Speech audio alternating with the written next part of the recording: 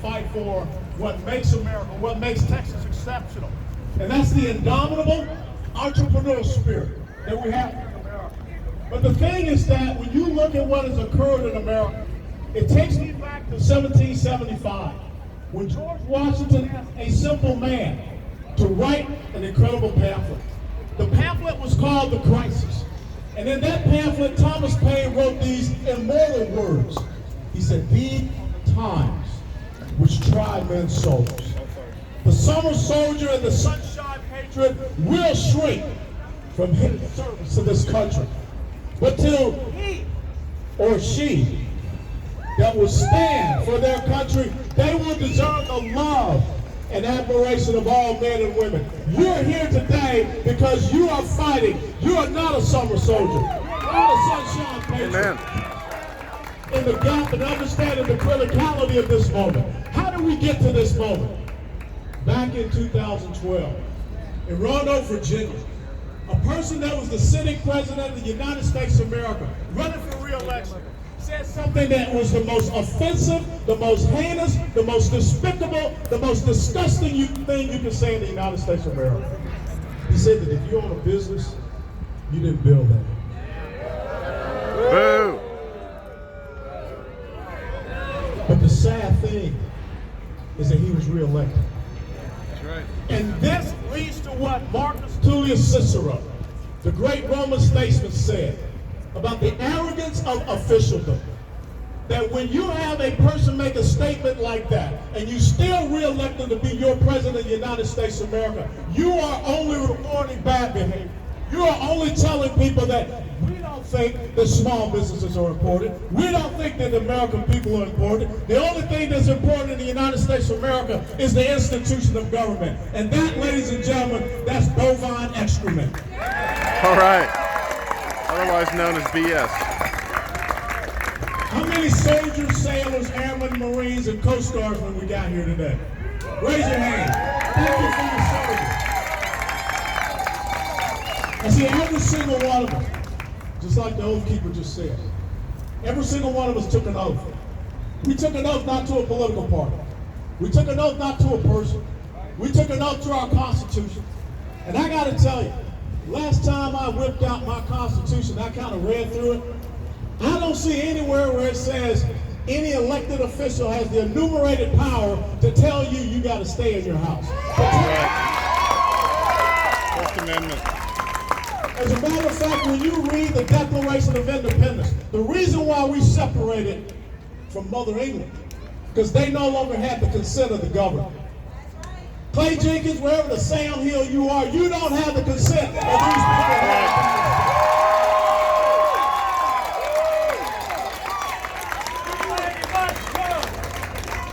Show me where an edict, an order, a decree, a mandate that comes down from an elected official supersedes your constitutional rights, supersedes your inalienable rights. It does not happen. We live in a constitutional republic. We don't live in a monarchy.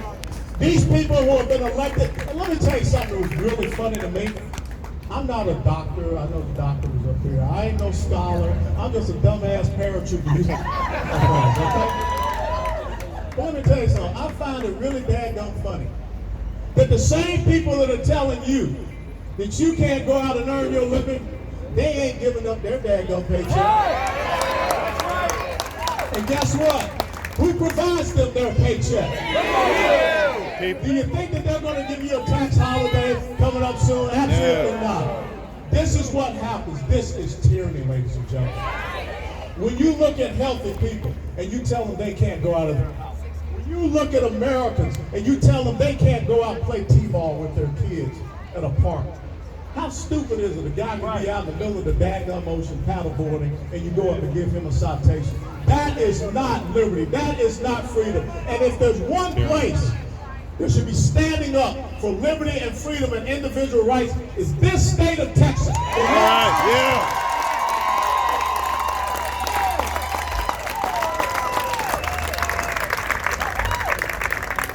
They do not have the right to do what they're doing.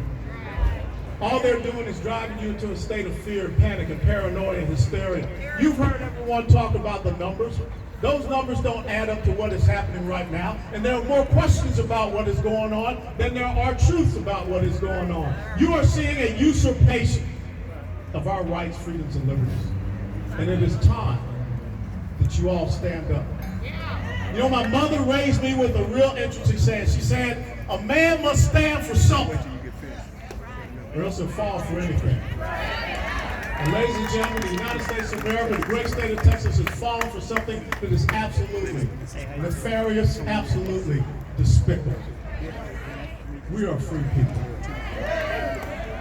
And in the words of Thomas Jefferson, he said, in matters of style, swim with the current. But in matters of substance, stand like a rock. Right. You need to stand like a rock. Let me tell you about life.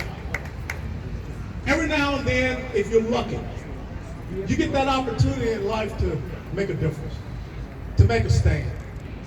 In Romans chapter 5, 3 through 5, it talks about trials and tribulations, and how trials and tribulations can bring forth perseverance. And perseverance brings forth character. And character brings forth hope. Not hope in man, not hope in government, but hope in something that is greater than yourself.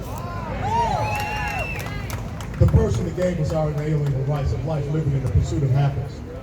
In James chapter 1, it talks about count it all joy when you come into trials and tribulations. See, we want to be strong. We want to stand like a rock. In Esther, it talks about being made for a time such as this. The woman that we are here to celebrate and honor, I call her the Rosa Parks of our generation. Now I know some of y'all, maybe y'all don't get history taught to you. Rosa Parks, December the 1st, 1955. A simple woman, just an everyday, ordinary American woman, who was told that she had to go sit in a certain spot on the bus. It didn't say anything about her rights and freedoms and liberties. It was all about someone deeming whether she was essential enough to sit where she wanted to sit, or she had to succumb and be told where to sit. And Rosa Parks said no. Rosa Parks said, I'm an American woman. Rosa Parks said, I'm going to sit where I want. And Rosa Parks said, I'll be damned what the consequences are. Because I am free. And from Rosa Parks, they started a movement in the United States of America that allows a kid like me, born in the inner city of Atlanta, Georgia, to stand before you all today. That's right. America.